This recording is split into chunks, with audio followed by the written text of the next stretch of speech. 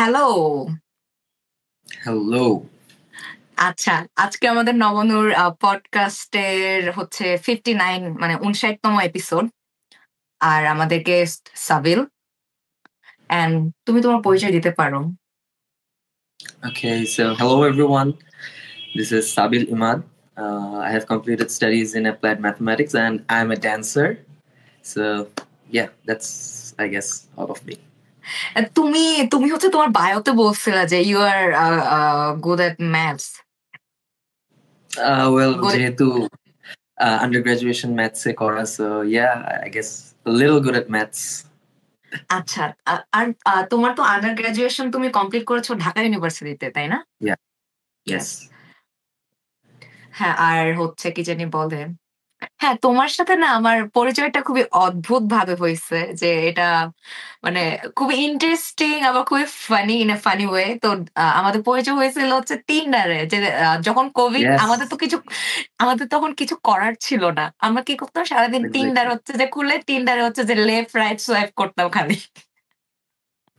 Covid এর টাইমটা actually ওরকম গেছে, লাইক এক্সপ্লোরিং নিউ থিংস, হ্যাঁ, যে লাইক আমাদের ইউজুয়াল যে বিজি শিডিউল গুলা ছিল ওটা হ্যাঁ। সার্টেনলি পুরো ওয়ার্ল্ড ওয়াইডই তো আমাদের অফ হয়ে যায়।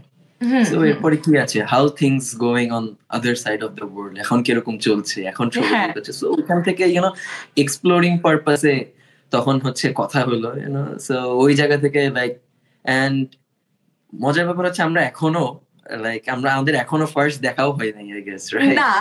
এবং এবং এর মধ্যে you you went international, so বাংলাদেশে আর নাই তুমি, সো দেখা হয় হ্যাঁ, নাই, and yeah it was more like a friendship, হ্যাঁ, এটা হ্যাঁ, লেটস বি আমরা ফ্রেন্ডস। হ্যাঁ, আমরা হচ্ছে যে Tinder-এ আমরা আমাদের কথা ছিল যে, যে এই প্রেম-ট্রেম না বা হচ্ছে যে ডেট মিট না, আমরা চলো বন্ধু হয়ে যাই। বা হচ্ছে যে চলো আমরা Instagram বা আদার প্ল্যাটফর্ম মানে সোশ্যাল প্ল্যাটফর্ম গুলোতে আমরা হচ্ছে যে মানে ওই যে বন্ধুত্বপূর্ণ আচরণ করি আরকি। Yes.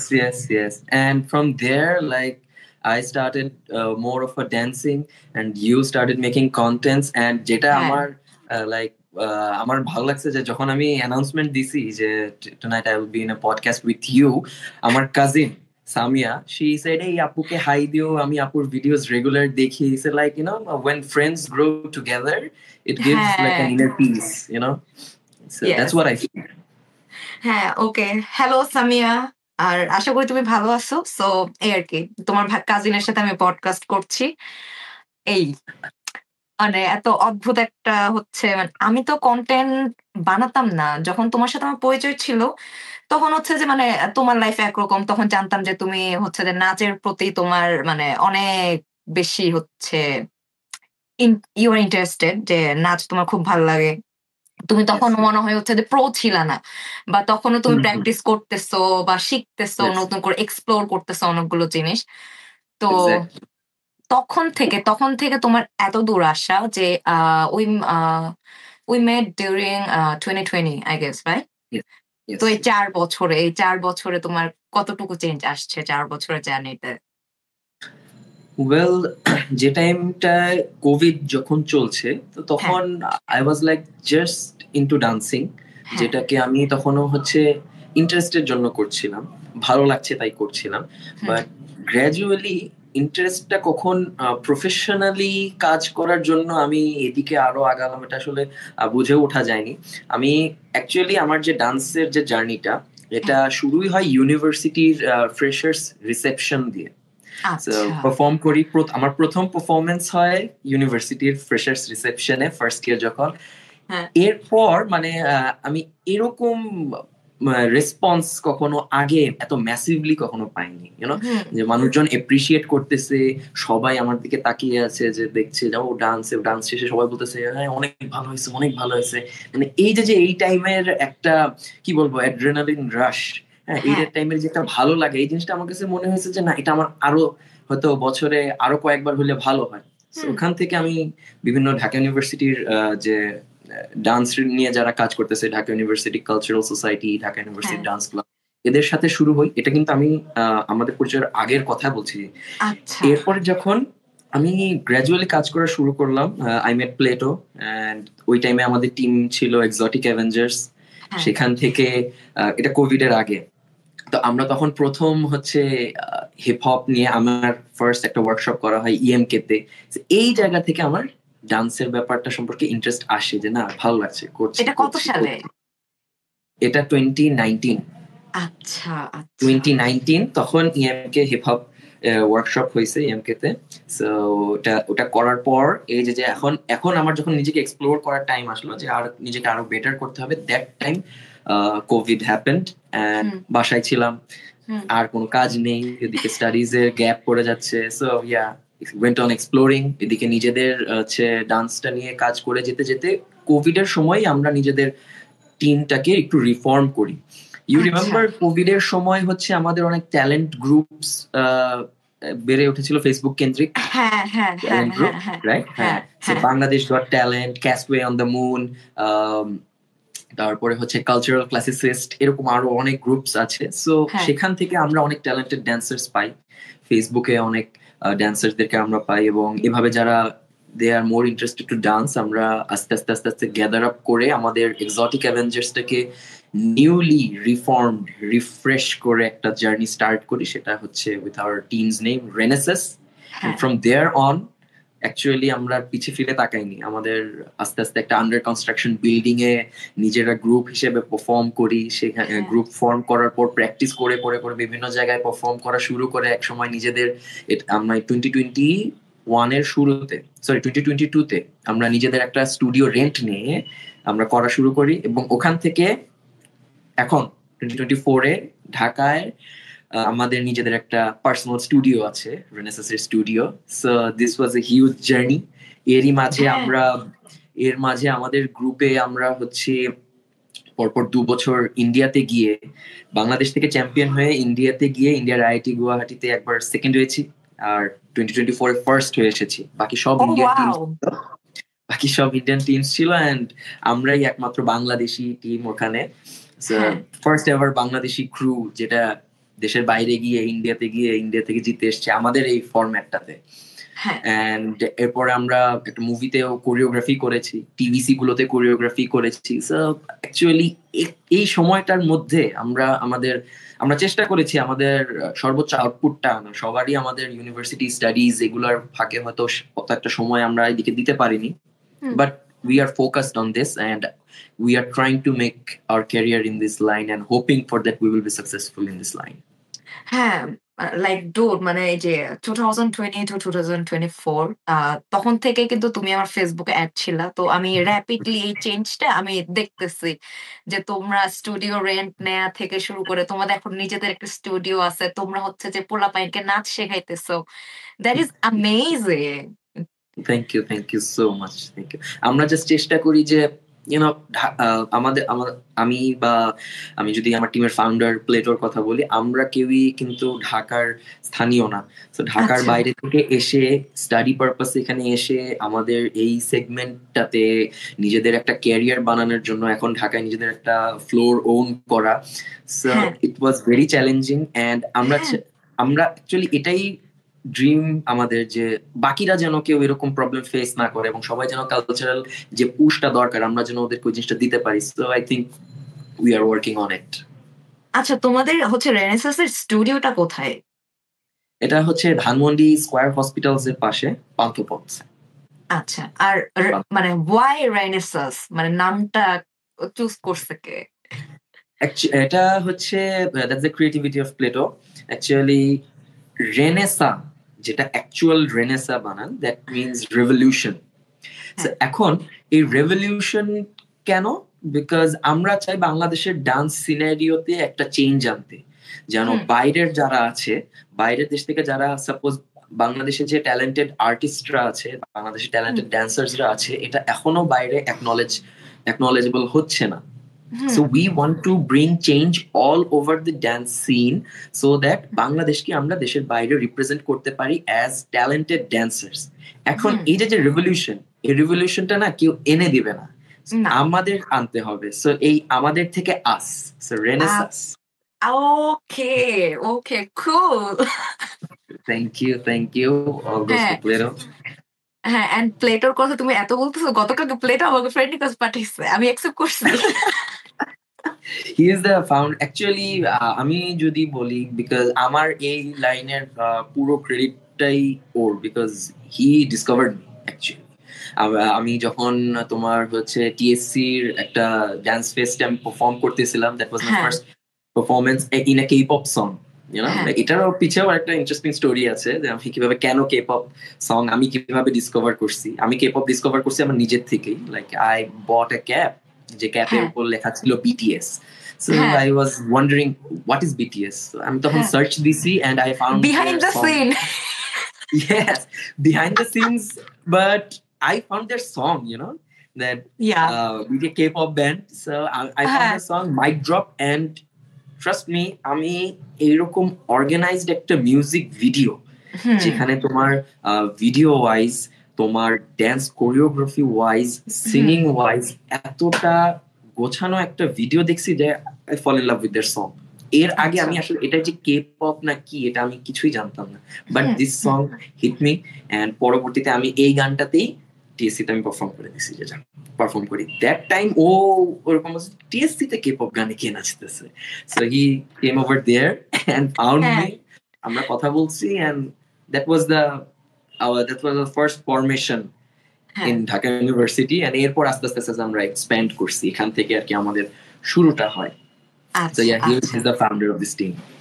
আচ্ছা And wow maybe shout out যদি ও হ্যাঁ পুশটা না দিত, যদি ও ওই টাইমে পুশ না দিত, আই গেস আমার এতটা এই সাইডে আমি কখনো এক্সপ্লোর করি নাই।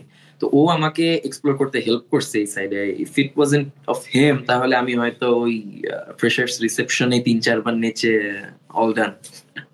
আচ্ছা হ্যাঁ শাউট আউট টু প্লেটো এবং হচ্ছে যে তোমার বন্ধু বা হচ্ছে তোমার কি বলবো সহকর্মী ইয়েস, হ্যাঁ তাকে এত দূর অ্যাকচুয়ালি নিয়ে আসার জন্য হ্যাঁ ইয়েস ইয়েস।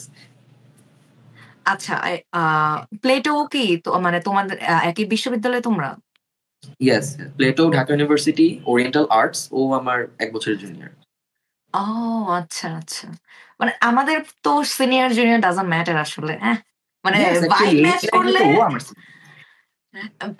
আচ্ছা বিকজ ও অ্যাকচুয়ালি ও হচ্ছে ডান্স করে আরো ছোটবেলা থেকে। সো ডান্স আচ্ছা সেগমেন্টে ইজ দ্য থিং, ক্রিয়েটিভ লাইনে সিনিয়র জুনিয়র ম্যাটার করতেছে না। দ্য না creativity is the thing, creativity is the thing you হ্যাঁ নিড টু ডু। হ্যাঁ হ্যাঁ হ্যাঁ হ্যাঁ আর আর তোমার হচ্ছে তুমি যে বললা যে একদম ঢাকার বাইরে থেকে আসা তোমার জন্ম বড় হওয়া বা তোমার স্কুল কলেজ কোথায় ছিল okay, so I was born in Faridpur, and আমি 5 বছর বয়সে সৌদি আরবে যাই, ওখানে আচ্ছা লেখাপড়া করি।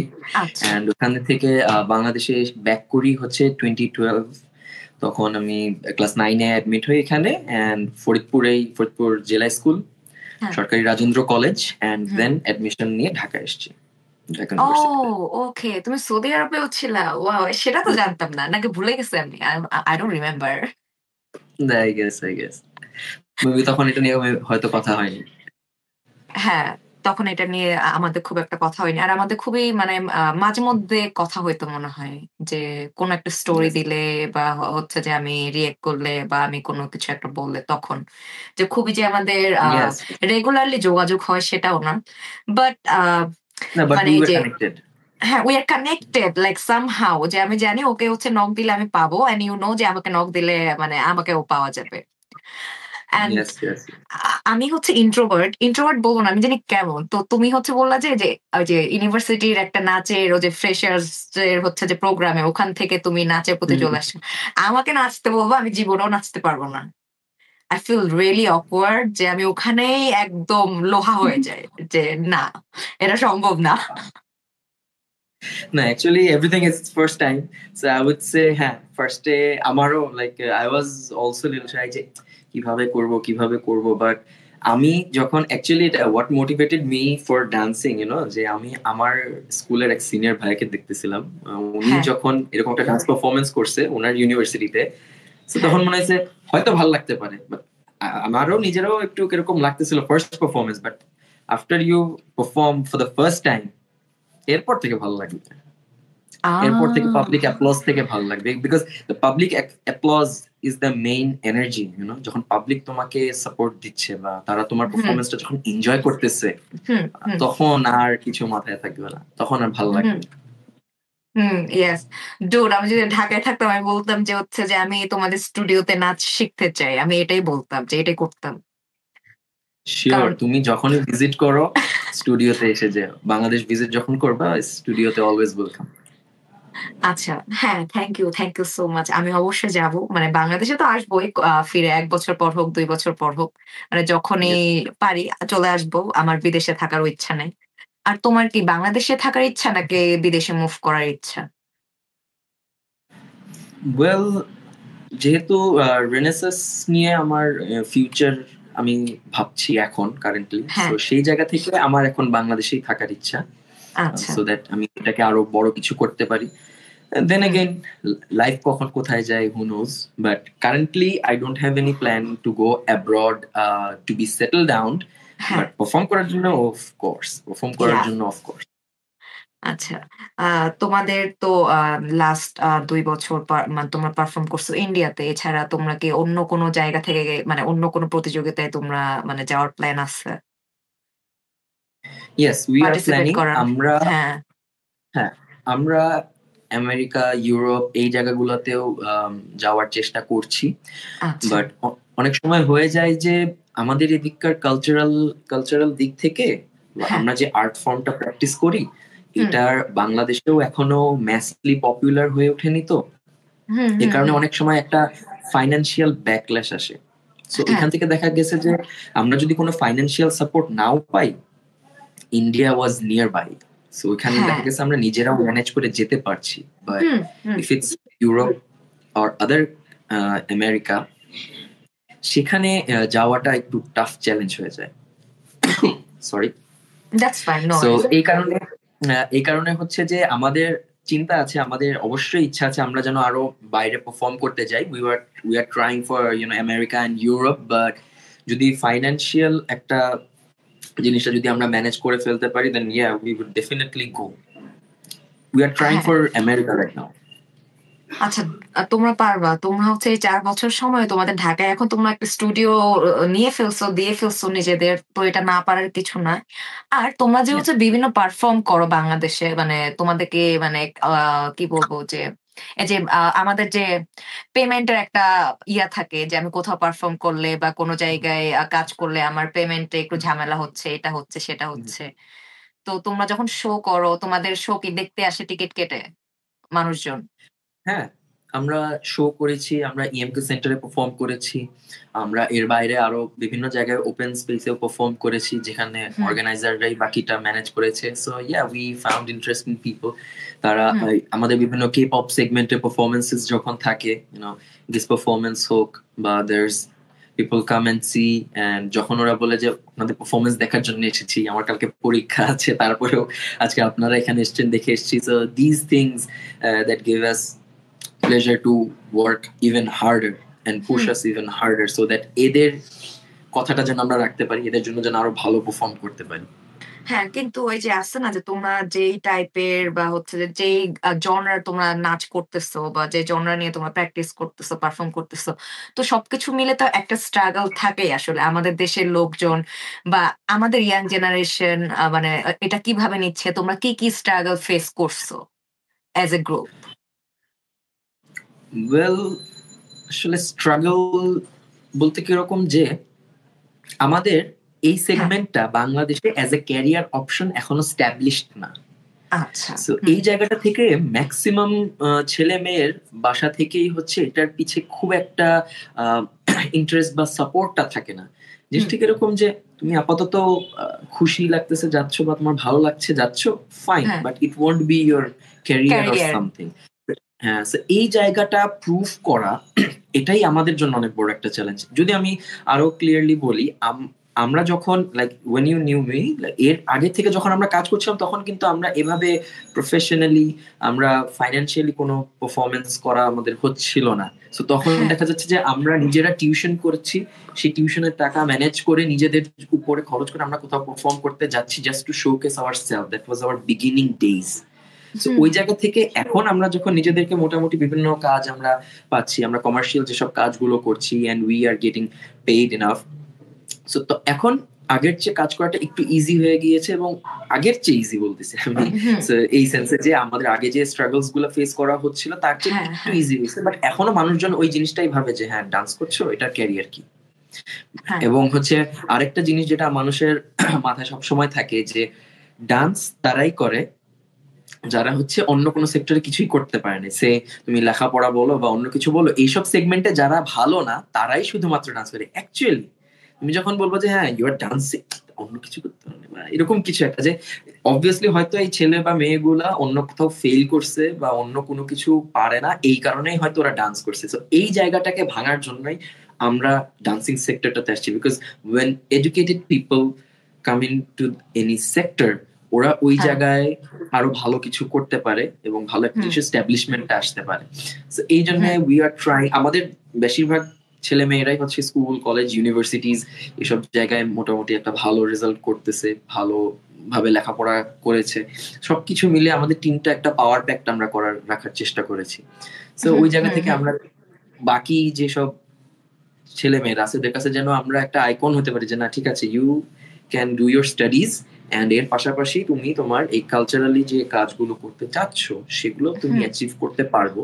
কারণ হচ্ছে আমাদের গার্জিয়ানরা কিন্তু কখনো আমাদের খারাপ চায় না, তারা জাস্ট আমাদের ওই সিকিউরড দেখতে চায় যে তুই যে এটা করবি এটার সিকিউরিটি আছে তো, তোর ফিউচার সিকিউরিটিজ আছে তো। তো ওই জায়গাটা যখন তাদেরকে ইনশিওর করানো পসিবল হয়, লাইক আমি যদি আমার কথাই বলি, প্রথম দিকে তো আমি নিজের টিউশন ফি ম্যানেজ করে করে এখানে গেছি, বাট যখন আমার যখন এই সেক্টর থেকে কিছু ইনকাম হওয়া শুরু হলো এবং আমি যখন তাদেরকে বললাম যে দেখো এই যে এরকম হচ্ছে, এরকম আমি পাচ্ছি, আমার কিন্তু এখানে আমি আরো ভালো থাকতে পারছি, বা আমার আরো আমি নিজের উপরে কাজ করছি এবং এটার কারণে কিন্তু আই এম গেটিং পেইড, এরপর আস্তে আস্তে তারা একটু ফ্লেক্সিবল হওয়া শুরু করলো। এই জিনিসগুলো আর কি আমাদের ফেস করা হয়েছে, এবং আই হোপ তাড়াতাড়ি হয়তো জিনিসটা চেঞ্জ হতেও পারে। Let's be hopeful. জিনিস তাড়াতাড়ি চেঞ্জ হবে না, এটা চেঞ্জ হইতে আমাদের নেক্সট জেনারেশনের নেক্সট জেনারেশনের নেক্সট জেনারেশন, তার আগে কিছুই চেঞ্জ হবে না। কিন্তু শুরুটা করতে হবে আর হচ্ছে শুরুটা মানে কোন একটা জেনারেশনের হাত ধরে করতেই হবে, নাইলে তো পরিবর্তনটা আসবে না। তো আমরা তো সবসময় আশাবাদী এবং আমরা আশাবাদী থাকবো, মানে হোপফুল থাকতে হবে, হোপ ছাড়া তো বেঁচে থাকা সম্ভব না। এই যে তুমি বললা তোমার ফ্যামিলিতে যখন তুমি দেখাতে পারতেছো যে তোমার একটা ইনকাম আসতেছে মান্থলি বা এই আর কি, তো তোমার বাসা থেকে তোমাকে কি হওয়ার জন্য প্রেসার দিত যে তোমাকে এটা হইতে হবে, like government job or BCS cadre? Nothing? Doctor it was doctor. Okay, হ্যাঁ কিন্তু তুমি I missed it, and then Dhaka University যখন হলো, so now it's government job or BCS, এইগুলা দিতে হবে, এগুলা করতে হবে, এগুলাই মেইন, এর বাইরের কোনো কিছুই ভ্যালুয়েবল না, ভ্যালু রাখে না। সো একটা ফিল্ডে তো সবাই সবসময় যেতে পারবে না, এবং একটা কনজাস্টেড ফিল্ড ওটা। ওট আই ফিল যে বাংলাদেশের এই সেগমেন্ট গুলা, কালচারাল সেগমেন্ট গুলা নিয়ে কাজ করার আরো অনেক জায়গা আছে। If you are living abroad, তুমি ওই জায়গায় দেখতে পাচ্ছ কিন্তু যে ওখানকার কালচারালি যারা কাজ করতেছে, যারা এই জিনিসগুলো নিয়ে এন্টারটেইনমেন্ট সেগমেন্ট নিয়ে যারা কাজ করছে, they are being well off. But এই সেগমেন্টে যেহেতু বাংলাদেশে এখনো বিল্ড আপ করা হয়নি, এ কারণে কিন্তু আমরা বাংলাদেশে কোনো স্কোপ অত একটা দেখি না। But hopefully day by day it will change, এবং আমরা নিজেরাও এখানে একটা ওই চেঞ্জ আনার জন্য কাজ করে যাচ্ছি। That's why we are Renaissance, we are trying to bring changes so that আমরা এবং আমাদের পরবর্তী যে জেনারেশন যারা এই সেগমেন্টটা নিয়ে কাজ করতে চায়, তারা যেন এখানে একটা ভালো ফিউচার দেখে। এটাই টার্গেট। আর তোমাদের টিমে নারী কতজন আছে? আমাদের টিমে এখন মেম্বার মেয়ে আছে একজন, এর বাইরেও আরো ট্রেনিজ আছে অনেকে। সো ট্রেনিং সেগমেন্টে আমাদের মেয়েরা, আমাদের সবচেয়ে ছোট যে সে হচ্ছে ক্লাস 3 I guess class 4 এ পড়ে, যারা চিন্তা। They are the youngest ones and one of the prominent dancers. এর বাইরেও আরো it will be almost 10 people, girls.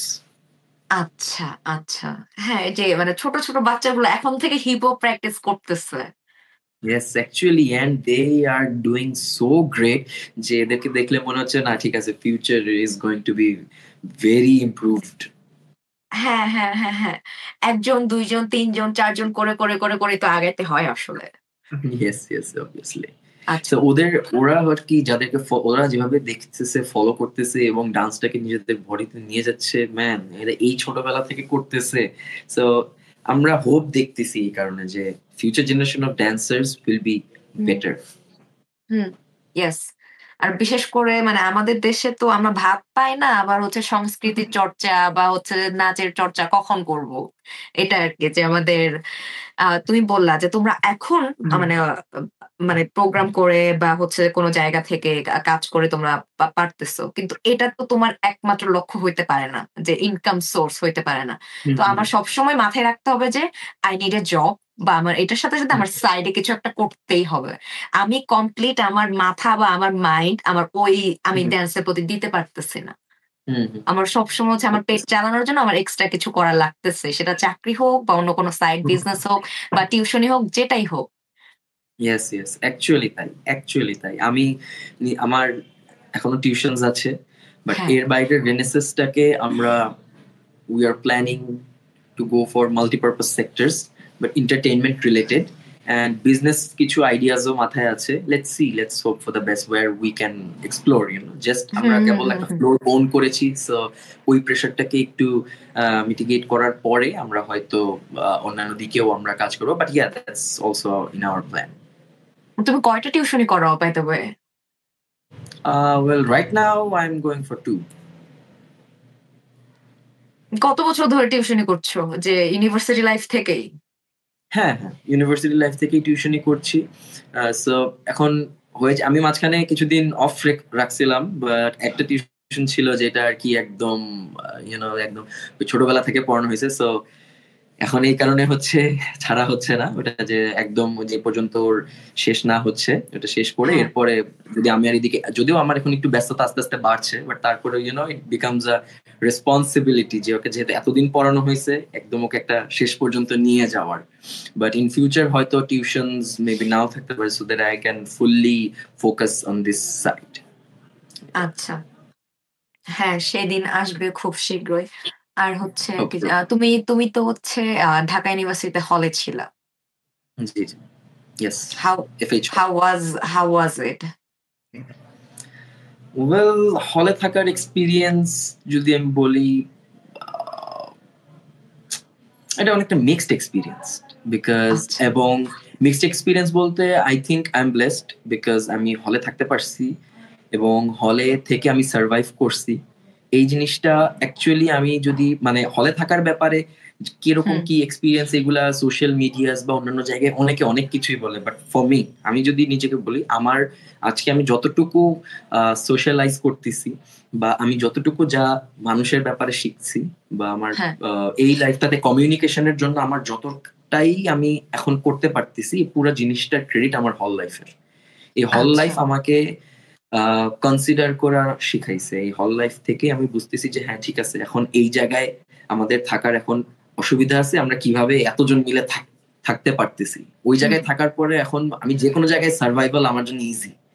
হুম, আমি ওইখানে যেহেতু সার্ভাইভ করতে পারছি now I can survive anywhere here. Hmm. এর পাশাপাশি আমার হচ্ছে ওইখানে একটা হল এক টুকরা বাংলাদেশ হ্যাঁ, যে কোনো জায়গার একটা রেসিডেন্ট হল এক টুকরা বাংলাদেশ কারণ সেখানে 64 জেলার হাজার রকমের মানুষ এবং হ্যাঁ, সবচেয়ে মজার ব্যাপার হচ্ছে এই যে যে মানুষগুলা এক একজনের লাইফের এক এক রকম প্রবলেম এটা এটা যে কোনো কিছু এটা হইতে পারে family problem financial problem relationship problem and other so on. হ্যাঁ হুম, মানুষ হিসেবে এক একজন এক এক রকম So, এই যে যে জিনিসগুলো অ্যাকচুয়াল লাইফ এক্সপিরিয়েন্স নেওয়া লাগলে না এই যে এদের সাথে থেকে থেকে এদের সাথে কথা বলে বলে এদের মেন্টালিটি বুঝতে বুঝতে বুঝতে বুঝতে বুঝতে একটা মানুষ গ্রো করে So, এই জিনিসটা আমাকে এক্সপিরিয়েন্সটা দিছে এন্ড অ্যাকচুয়ালি ছেলেদের হল লাইফটা একটু রিল্যাক্সিং কেন মানে রিল্যাক্সিং কোন সেন্সে যেটা হচ্ছে আমাদের হলে কখনো গেট অফ হয় না সো ওই সেন্সে যে আমাদের উম তো দেখা গেছে যে এটা আমাকে সবচেয়ে বেশি হেল্প করছে কেন আমার বিভিন্ন শুট থাকতো সেগুলা শেষ হচ্ছে রাত 1টায় 2টায় 3টায় হ্যাঁ, ইভেন কোনো কোনো দিন আমার হচ্ছে ভোর 5টা 6টার যদিও 6টার দিকে অন্যান্য হল খুলে যেত, বাট ছেলেদের হল কিন্তু কখনো বন্ধ হয় না। তো এই না। জায়গাটা থেকে না আমি যে কয়দিন হলে ছিলাম সেই কয়দিন এই শুট করে আমি আরাম পাইছি, বিকজ বাকিরা সবাই দে ওয়ার ফ্রিকিং আউট যে এখন বাসায় কেমনে যাবো, এখন গেট কে খুলবে, সবাই ঘুমায় পড়ছে কি দেখে। But I was the only chill guy, because হচ্ছে হ্যাঁ, আমার এখানে যাওয়ার আরেকটা ব্যাপার টেনশন হচ্ছে, হ্যাঁ, আরেকটা ব্যাপার হচ্ছে ঢাকা শহরে যারা বাসা নিয়ে থাকে তাদের গেট তো রাত 11টায় অফ করে দেয়, কারো কারো গেট হচ্ছে 10টায় অফ করে দেয়। হ্যাঁ হ্যাঁ, 10টা 11টা 12টা লক তো লক। যদি মাঝে হ্যাঁ। মাঝে ওরকম কথা হয়, বাট ম্যাক্সিমাম টাইমেই ওরকম ফেভার দেখা যাচ্ছে পাওয়া যাচ্ছে না। লক বলে তো লক। হুম। কিন্তু এই যে যে আমি জাস্ট এখানে চিল থাকতে পারছি, আর হচ্ছে দেখা গেছে পাশেই ঢাকা মেডিকেল, এখানে আসা সারা রাত হচ্ছে, আবার নাজিরা বাজার, ওরা এগুলা হচ্ছে সারা রাত চলতেছে। সো যখনই খিদা লাগতেছে, you are having a food cravings, okay এইসব জায়গায় যে খেতে পারতেছে। So I enjoyed this part of this life. বাদ বাকি যেটা হল লাইফে রেগুলার বেসিসে মানুষ ফেস করে, ওইগুলো আমরাও ফেস করছি, and that try to build me up. আমি নিজেকে বুঝাইছি, নিজেকে শিখেছি না এই জায়গাটা আমার সার্ভাইভ করে যেতে হবে, এবং এই কারণে আই হ্যাঁ। থিঙ্ক আমার যতটুকু সার্ভাইভাল স্কিলটা একটু ডেভেলপ করছে এই জায়গাটায় থাকার কারণে এবং মানুষজনের সাথে মিশার কারণে। আচ্ছা, ওয়াও! হ্যাঁ, তুমি খুবই পজিটিভলি বলতেছো সবকিছু। মানে you are very positive. Because actually negativity বলার মানুষের অভাব নাই। আমি হ্যাঁ। এখানে নেগেটিভলি কথা বলা শুরু করলে this video might get very long, but actually জিনিসটা কি, আমি যতই নেগেটিভলি বলি মানুষজন কি হলে থাকা বন্ধ করবে কখনো? না। There should be changes that have to be yes. Brought. তো হুম, ওই চেঞ্জেস এর জায়গাটা যেগুলো করা লাগবে, সেগুলো নতুন জেনারেশন যারা আসতেছে, they are also trying to bring some changes. Hmm. অথরিটিজও চেঞ্জ করার চেষ্টা করতেছে। But what are the good things that's happening, এই গুড থিংস গুলার কিছু একটা আমি বলার চেষ্টা করলাম হয়তো। হ্যাঁ, হ্যাঁ। আচ্ছা। তুমি তো এখন মানে যেহেতু তোমার ইউনিভার্সিটি লাইফ শেষ, তুমি এখন ইউনিভার্সিটির বাইরে থাকতেছো বাসা নিয়ে, কোথাও একজন ইয়েস, বন্ধু-বান্ধবের সাথে হোক বা ফ্যামিলির সাথে ইয়েস। হোক। তোমার ফ্যামিলি কি ঢাকায় থাকে? নো, আমার ফ্যামিলি ফরিদপুরেই আছে। আচ্ছা। তো আমি এই যে এখন তোমরা তো, হ্যাঁ, তোমরা যে ব্যাচেলররা থাকো, তো ব্যাচেলর হিসেবে মানে বাসা পাওয়াটাও তো এখন টাফ। আর হচ্ছে তুমি যে বাসায় থাকো, তুমি বললে যে তোমার ফিরতে, শুটিং শেষ করে ফিরতে মাঝে মধ্যে অনেক রাত হয়ে যায়। তখন তোমার অ্যাক্সেস টা কেমন থাকে? তোমার কি সারারাত গেট খোলা থাকে বা তোমার চাবি দেওয়া আছে এরকম? না, এরকম নেই। তো তখন যেটা হয়, ম্যাক্সিমাম টাইম ট্রাই করি যেন আগেই ব্যাক করা যায়। ইন কেস যদি না হয়, অনেক রিকোয়েস্ট করা লাগে। যদি দেখা যাচ্ছে 12টা-1টার মধ্যে তারা জেগে থাকে, একটু বকা খাওয়া লাগে বাড়ির মালিকের। বাট সামটাইমস ম্যানেজেবল হয়, আর সামটাইমস না হলে যাদের আমাদের ইউনিটের যাদের হচ্ছে নিজেদের বাসা আছে, আমাদের কোনো হুম। কোনো কোনো মেম্বারদের যাদের নিজেদের বাসা আছে, তো তখন আমরা ট্রাই করি একটু ওদের বাসায় চলে যাই ওই দিনটা জাস্ট পার করার জন্য। But it becomes a little hectic, but তারপরেও আমরা নিজেরা ম্যানেজ করি। অ্যাকচুয়ালি এই লাইন সবকিছু তো ম্যানেজেবল হয় না, যে জিনিসটা ম্যানেজ হয় না ওই জিনিসটা ম্যানেজ করে নিতে হয় অন্য ওয়েতে। So yeah, that's how. বিভিন্ন শুটে যদি লেট হয়, সো আর এখন নিজেদের স্টুডিও আছে, মাঝে মাঝে যদি একটু 12টা-1টাও যদি বেজে যায়, তো উই ট্রাই ইফ পসিবল। তা না হলে যার বাসা আছে তার বাসায় আমরা চলে যাচ্ছি। আচ্ছা। হ্যাঁ, এইজন্যই যে তুমি একটু আগে যেভাবে বললা না যে বেস্ট পার্ট ছিল যে কোনো টাইমে যাওয়া যাইত। দ্যাটস ওয়াই আমি এই কোয়েশ্চেনটা করছি। তুমি এখন বাসা নিয়ে আছো, তোমার এই অবস্থা মানে তোমার বর্তমান অবস্থা কেমন? এটা বর্তমান যে অবস্থা আমাদের সব সময় 11:30 আগে বাসায় আসতে হবে, এই জিনিসটা নিয়ে বের হইতে হয় যে আমাদের এখানে ওহ 11:30, শিট! 11:30 or 12, এই একটা রেঞ্জ। বাট সবসময় তো শুট 11:30 শেষ হবে না, দ্যাটস না, not it's not possible. Possible. Yeah. So এই মাঝে মাঝে করা হয়, মাঝে মাঝে ফেভার পাওয়া যায়, once in a while, but it's not a regular thing. But কি করার, ম্যানেজ করতে হবে। আচ্ছা। এখন হচ্ছে আরে আমি আমার কোয়েশ্চেন গুলো ভুলে গেছি, বুঝছো? আমার মনে পড়তেছে না। র্যান্ডম আচ্ছা, তো কোশ্চেন্স, নো ওয়ারি। হ্যাঁ, হ্যাঁ। তো তোমাকে হচ্ছে যে ইম্পোর্টেন্ট একটা কোয়েশ্চেন করে, সেটা হচ্ছে তোমার জীবনে মানে আমরা তো ছোট থেকে বড় হলাম, অনেক বড় হইছি এখন। তো মানে জীবনে অর্ধেক সময় পার করে আসছি। তো তোমার জীবনে মানে ইনফ্লুয়েন্সিয়াল বা ইম্পোর্টেন্ট উইমেন কারা, কারা? সে টিচার হইতে পারে, সে তোমার মা হইতে পারে, যে কেউ হতে পারে। ইনফ্লুয়েন্সিয়াল অর আমার লাইফে ইম্পোর্টেন্ট? হ্যাঁ। ইনফ্লুয়েন্সিয়াল পারসন যদি আমি বলি, সেটা হচ্ছে আমার মা। হুম, all what I am doing is for my mom, because আমি চাই উনি আমাকে নিয়ে প্রাউড ফিল করুক এবং আমার আমার কারণে মানুষজন এর কাছ থেকে উনি আরো ভালো ভালো কমপ্লিমেন্টস গুলা পাক। So I want to make my mom feel proud of me. So এই জন্যই এই কাজগুলা করা। That's it. She is the one, she is the most valuable person. And এর বাইরে যদি আমি বলি, আমার নানি ছিলেন, উনি চাইছিলেন যেন দেখে যেতে পারেন আমি কোনো একটা, উনি আমাকে সবচেয়ে আদর করতেন আমাদের ওনার নাতিদের মধ্যে সবার মধ্যে। সো আমি সবচেয়ে বড় ছিলাম এই সাইডে। উনি উনি খুব চাচ্ছিলেন যেন আমি কোথাও চান্স পাই, বিকজ তখন আমি প্রথমে তো মেডিকেল এক্সামিনেশনটা হয়, তো মেডিকেলে আমার তখন হয় নাই। সো দে নিউ যে তারা আমাকে ডাক্তার হিসেবে দেখতে চাইছিলেন, তখন হয় নাই। সো ঢাকা ইউনিভার্সিটির এক্সামের আগে এরকম হয়েছিল, but she died before the results came out. আমি ওনাকে দিতে পারি নাই, এই একটা জিনিস আমার মনে থাকবে।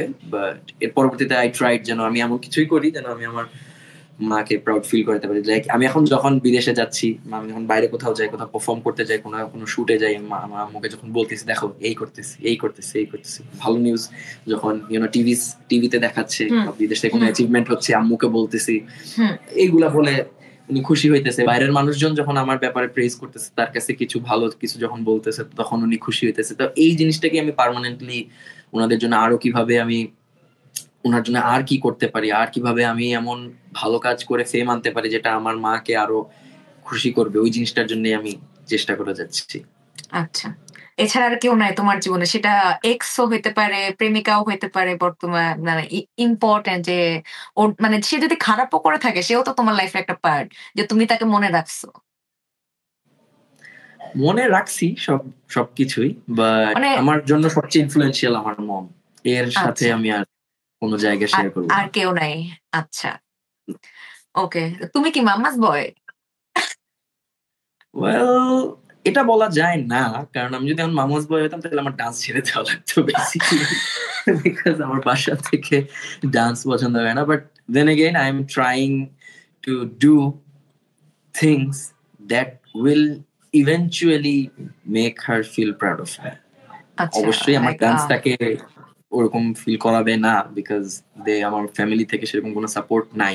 But when they see me on TV or in the newspapers or other social handles, যেখানে হচ্ছে বা বাইরের মানুষজন থেকে যখন আমার ব্যাপারে ভালো কিছু বলতেছে, তখন they feel proud, you know. So আমি পজিটিভলি প্রাউড ফিল করানোর জন্য I am trying so hard.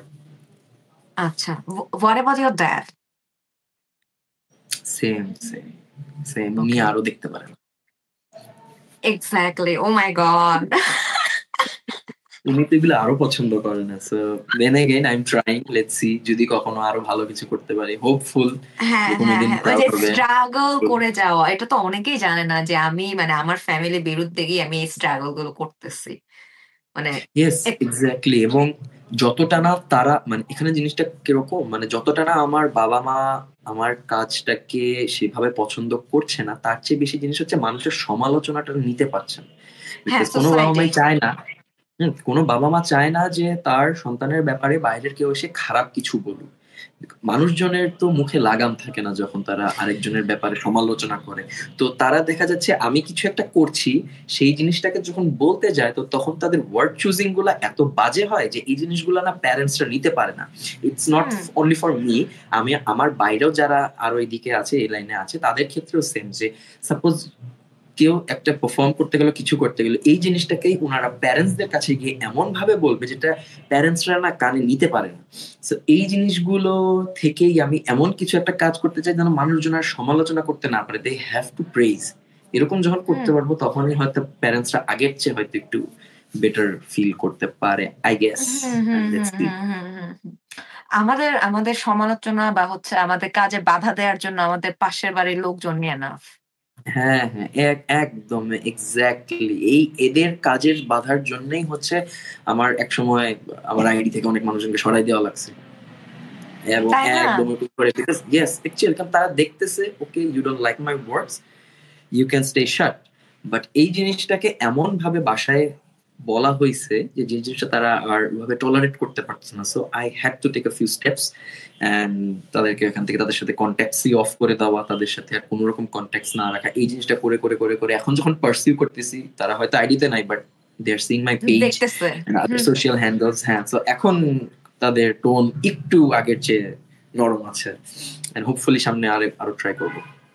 হ্যাঁ, এটা তো মানতেই পারে না যে ছেলে হয়ে ছেলে কেন নাচবে। হ্যাঁ এক্স্যাক্টলি, এটা তো আরো যে ছেলে কেন নাচতেছে। হ্যাঁ, হ্যাঁ নাচানাচি করলেও করবে মেয়েরা, ছেলে কেন নাচতেছে। তা আমি যে কাজগুলো করতেছি আপনি ওগুলো দেখেন, আমি যেগুলো করতেছি ওগুলো দেখেন, কি হচ্ছে না হচ্ছে, কোথায় যাচ্ছি না যাচ্ছি, কোন কোন জায়গায় কাজ করছি, সেগুলো আগে দেখে তারপরে জাজ করেন, তাই না? আগেই জাজ করে বসে থাকেন। সো এরপরে এখন প্রথম দিককার তো পারফরমেন্সই ছিল, এখন যখন সাপোজ বিরাট কোহলির সাথে কাজ হয়েছে, লাইক ইট ওয়াজ হ্যাঁ one of the most prominent works of hours, হ্যাঁ যে আমরা আমি বিরাট ছবি কোহলি যখন দেখেছি। ইয়েস, সো এটা কিরকম হয়েছিল যে বিরাট কোহলি তখন ইট ওয়াজ নভেম্বর 2022, তখন আচ্ছা বাংলাদেশের সাথে ইন্ডিয়ার হচ্ছে টেস্ট অর ওডিআই চলতেছিল, সিরিজ আচ্ছা চলতেছিল, আচ্ছা আচ্ছা ওডিআই আই গেস, হ্যাঁ ওয়ান ডে ইন্টারন্যাশনাল চলতেছিল। সো তখন হচ্ছে বিরাট কোহলি বাংলাদেশে আসছিল খেলার জন্য, হ্যাঁ কিন্তু হচ্ছে ওদের রয়্যাল চ্যালেঞ্জার্স এর একটা ভিডিও শুট চলতেছিল ইন্ডিয়ার হুম পোর্শনে। তো ওরা হুম প্রোডাক্টিভিটিটা বাড়ানোর জন্য বিরাটের পোর্শনটা বাংলাদেশেই শুট করে, and then hmm we were over there. Shout out to Ruhul Amin ভাই for choosing Renaissance with the team over there. উনি আমাদেরকে ওখানে ডান্স করার জন্য এখানে আমাদেরকে ইনভাইট করছিল, এবং হচ্ছে আমরা ওখানে ইনস্ট্যান্টলি আমাদের ওই ডান্সটা তুলে ওখানে ওনাদের সাথে পারফর্ম করা হয়েছে। সো রয়্যাল চ্যালেঞ্জার্স এর নিউ একটা বটল ড্রিঙ্কিং ওয়াটার এসেছিল উইথ হ্যাশট্যাগ চুজ বোল্ড, ওইটা হুম ইউটিউবে ছিল ভিডিওটা, ওইখানের একটা পোর্শনে আমরা ছিলাম আর কি। So and it was the directors call কতটুকু কি থাকতেছে না থাকতেছে, but hmm the whole day with Virat Kohli, it was like a dream. It was like a literally dream. সকাল 10টা থেকে বিকাল 4টা পর্যন্ত প্রত্যেকটা জায়গায় বিরাট কোহলির সাথে থাকা। আমাদের শুট হয়েছিল জিন্দা পার্কে, ওখানে হ্যাঁ সারাক্ষণ ওদের সাথে থেকে থেকে ওনাকে দেখতেছি।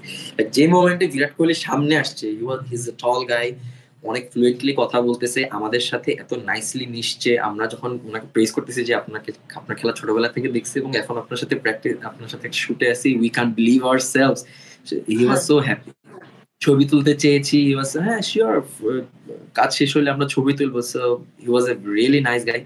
এই যে বিরাট কোহলির সাথে আমরা কাজটা করলাম, এই কাজ করার পর না যারা আমাদের সাপোজ অনেক বেশি হেট করতে দেখতে পারতো না, এরাও কেমন যেন একটু নরম হয়ে গেছে কথা বলা, কারণ আমরা আচ্ছা কাজ করছি ওইভাবে, আমরা কাজ করেছি ওইরকম। এরপরে পরপর 2 বছর আমরা ইন্ডিয়া গেলাম, আমাদের নামে অনেকে বলতে চাই যে আমরা খালি কে পপ ডান্সই করি, হ্যাঁ, কিন্তু এর বাইরে আমরা ইন্ডিয়াতে যখন গেলাম পরপর 2বার, আমরা সেখানে হিপ হপ বাংলা মিউজিকে করে ওখানকার ইন্ডিয়ান জাজ, হ্যাঁ অনিকেত চৌহান, ওনার কাছ থেকে ফার্স্ট প্রাইজ পেয়েছি।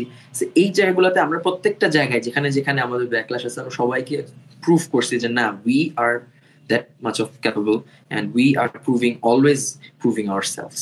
So এই হুম জিনিসগুলোর পরে আস্তে আস্তে আস্তে আস্তে আস্তে আস্তে একটু আগের চেয়ে মানুষ বেশি দেখতেছে, আগের চেয়ে মানুষ বেশি এখন তো কিছু বলতে পারতেছে না, আগের জিনিসগুলো হ্যাঁ যখন হ্যাঁ রং হ্যাঁ হয়ে যাচ্ছে। হেটার্স গুলাও এখন লাভার্স হয়ে যাচ্ছে, কাইন্ড অফ হ্যাঁ, দ্যাট আর কি। অনেকেই এখন আমাদের ব্যাপারে আগের চেয়ে বেশি পজিটিভ আইডিয়াস রাখতেছে। So that's the good thing of it, যে আমরা মানুষজনের মধ্যে পজিটিভ চেঞ্জেস দিতে পারতেছি। ঠিক আছে, it's hmm okay, you have seen our performance, আগে একরকম লাগতো, বাট এখন যে আপনাদের মাইন্ডটা পজিটিভ দিকে চেঞ্জ হয়েছে, হুম দ্যাটস আওয়ার ক্রেডিট। এখন আমরা বলবো যে আমরা নিজেদেরকে ভালো কিছু দেখাইতে পারছি আপনাদেরকে। হুম হুম হুম হুম হুম হুম ইয়া দ্যাটস ট্রু। আর কি জানি বলো, যুগের সাথে তাল মিলিয়েও তো চলতে হবে। যেমন আমাদের আগের হচ্ছে ডান্স কোরিওগ্রাফার কিন্তু সিনেমা হুম বানানো থেকে শুরু করে ওটিটি প্ল্যাটফর্ম থেকে শুরু করে, মানে হুম ওটিটি প্ল্যাটফর্মে যদি গান থাকে আর কি, তো হুম তোমার হচ্ছে যদি মানে টিভিসি বলো, সব জায়গায় কিন্তু লাগতেছে ডান্স কোরিওগ্রাফার। হ্যাঁ এক্স্যাক্টলি। আমরা তো দেখতেছি এবার আশেপাশে কি হচ্ছে। সাপোজ একটা মুভির প্রোমো, সরি একটা প্রোডাক্টের প্রমোশনাল কোনো কাজ, এখন ডান্স লাগতেছে।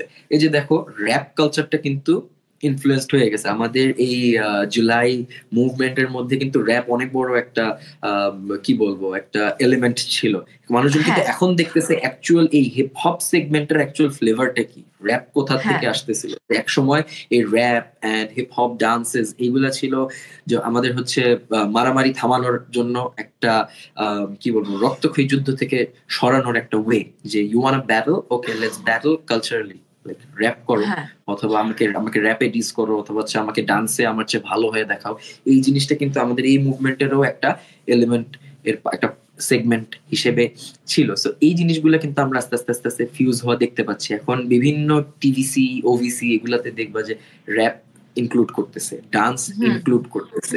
তো এই জিনিসটা কিন্তু একটা পজিটিভ চেঞ্জ আমরা দেখতে পাচ্ছি, যে আগের চেয়ে বেশি positive change.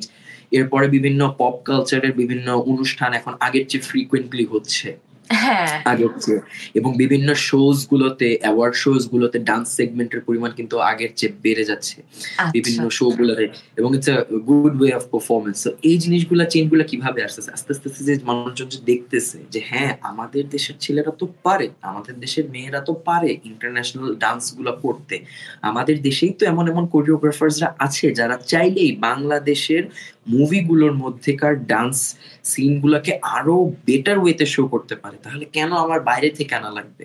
Y not value the artist of our own country? আমার কেন কোনো একটা কাজের জন্য বাইরে থেকেই আনতে হবে? তুমি বাংলাদেশের এদেরকে পে করো প্রপারলি, দেখো ওরা কি ক্রিয়েটিভিটি দেখায়, সেটা না করে তুমি যদি বিদেশ থেকে আনাই প্রিফার করো, তাহলে তো নিজের দেশের আর্টিস্টরা তো পুশ পাচ্ছে না, তাই না? এবং এটার কারণে দেখা যায় যে নিজের দেশের এদেরকে মার্কেট, নিজের দেশের এদেরকে পুশ না দিয়ে তুমি বাইরের থেকে সেই একই জিনিস আনাচ্ছ, বাইরের থেকেই করাচ্ছ, জাস্ট টু সে যে আমি আমার মুভিতে বা আমার এখানে আমি বাইরে থেকে কোরিওগ্রাফি বানাইছি। Is it really a credit right now? নাকি আমার দেশের ছেলেমেয়েরা এরকম কিছু করে দেখায় ফেলছে, এই জিনিসটাকে তুমি শোকেস করতে পারছো তোমার মুভিতে, তোমার ফিল্মে বা তোমার অন্য কোনো প্ল্যাটফর্মে, এটা তোমার ক্রেডিট। হ্যাঁ, এই জিনিসগুলা যখন আস্তে আস্তে আরো ডেভেলপ হোক, আরো চেঞ্জ হোক, মানুষের আইডিয়া গুলো আরো ভালো এদিক দিয়ে আসুক, এটাই একটা আশা। অনেক কিছুই তো চেঞ্জ হয়েছে এই বিগত কয়েক মাস ধরে, অনেক কিছুই চেঞ্জ হবে বলে আশা করি। আচ্ছা, তোমার তুমি যদি তোমাকে বলা হয় যে তুমি বাংলাদেশের, মানে তোমার একদিনের একটা পাওয়ার দেয়া হলো যে তুমি বাংলাদেশের 3টা পলিসি চেঞ্জ করতে পারবা, তুমি কি কি পলিসি চেঞ্জ করবা? Well, it's a really tough one. Actually, it's really a tough one. Well, first of all, আমার যেটা দেখতে চাই ওটা হচ্ছে করাপশন না থাকা, এবং হচ্ছে করাপশন ইন এভরি ওয়ে। এই জিনিসটা ঠিক হয়ে গেলে আমাদের ম্যাক্সিমাম যে লাইন, আমাদের ম্যাক্সিমাম জায়গাটার মধ্যে একটা হিউজ পজিটিভ চেঞ্জ আসবে। এন্ড সেকেন্ডলি, আমি যেটা আমার এই সেগমেন্ট নিয়ে যেটা দেখতে চাই, যে আর্টিস্টরা যেন আর্টিস্টদের ভ্যালু করে আমাদের দেশের। এখন এটা সরি পলিসি বলতে যেটাই বলছো, আমি হচ্ছে এটা সবকিছু মিলাই বলছি যে চেঞ্জেস গুলো আমি আমার দেশের মধ্যে রাইট নাও দেখতে চাই, বিকজ আমার ফিল্ড রিলেটেড অলসো, বিকজ আমার আর্টিস্টরা যখন থাকবে আমার দেশটা তখন তত আগাবে। when I see যে বাইরের দেশে সে ইন্ডিয়া হোক বা আরো অন্যান্য দেশে যখন ছোট ছোট আর্টিস্ট, ট্যালেন্টেড ড্যান্সার্সরা ফ্লোর পাচ্ছে কাজ করে দেখানোর, বাট আমার দেশে দেওয়া হচ্ছে না, ওই জিনিসটা কিন্তু হার্ট করে, যে তাহলে ওদের মতো পুশ যদি আমরা এখানে পেতাম তাহলে আমরা তো অনেক কিছুই চেঞ্জেস আনতে পারতাম, তাই না? So corruption, artistic value, and lastly